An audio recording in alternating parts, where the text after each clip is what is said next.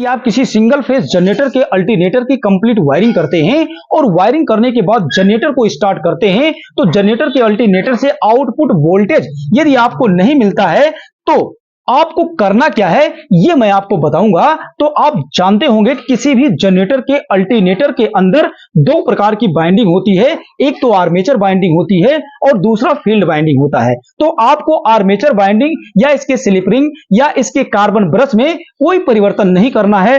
अब परिवर्तन जो भी करना है इसके फील्ड बाइंडिंग में थोड़ा सा यदि आप परिवर्तन कर देते हैं तो आपके जनरेटर के अल्टरनेटर से आउटपुट करंट मिलने लगेगा। तो चलिए मैं आपको बताता हूं वो परिवर्तन क्या होता है। तो जब कभी किसी जनरेटर के अल्टरनेटर की फील्ड वाइंडिंग किया जाता है तो उसमें मोटे और पतले तार से हम फील्ड वाइंडिंग करते हैं और जैसे हम मोटे पतले तार से फील्ड वाइंडिंग करते हैं तो इसके अंदर से दो तार मोटा और दो पतला निकाल लिया जाता है। अब जो पतला तार होता है देखेंगे जनरेटर का जो हमारा अल्टरनेटर होता है इसके ऊपर आउटपुट डायोड आपको मिल जाता है और यहां देखेंगे दो डायोड का माइनस दो का प्लस जहां आपस में जुड़ा होता है वहां पतले तार को जोड़ दिया जाता है।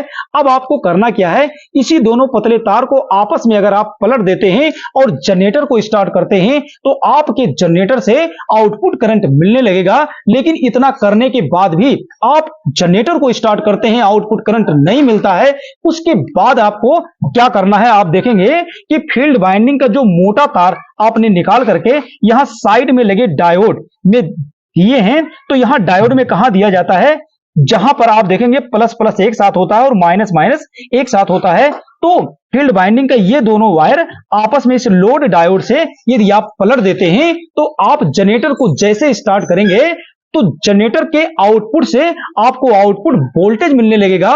तो चलिए मैं आपको डायग्राम के माध्यम से समझाता हूं। तो यहां डायग्राम के माध्यम से आप देखेंगे किसी भी सिंगल फेज जनरेटर के अल्टरनेटर में दो प्रकार की बाइंडिंग होती है जिसे आर्मेचर बाइंडिंग और फील्ड बाइंडिंग कहते हैं।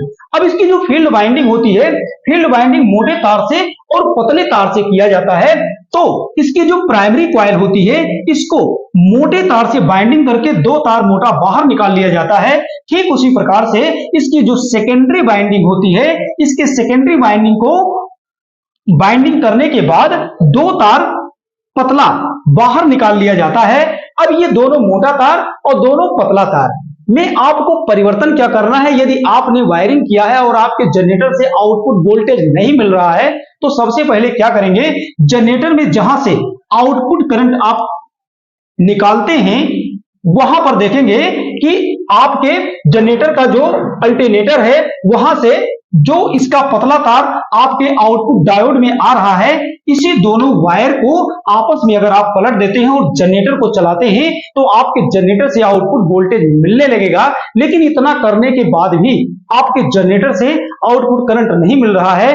अब आपको क्या करना है, तो यहां देखेंगे कि फील्ड बाइंडिंग से जो बाइंडिंग करके आपने मोटा तार बाहर निकाला है, अब ये साइड में लगे डायोड जो अल्टरनेटर हमारा होता है साइड में लगे डायोड में जोड़ दिया जाता है। तो यहां आप देखेंगे 4 डायोड का माइनस और 4 डायोड का प्लस होता है। तो यहां पर आप इसे जोड़ते हैं तो इसी दोनों वायर को आपस में यदि आप पलट देते हैं और जनरेटर को चलाते हैं तो आपके जनरेटर से आउटपुट करंट मिलने लगेगा।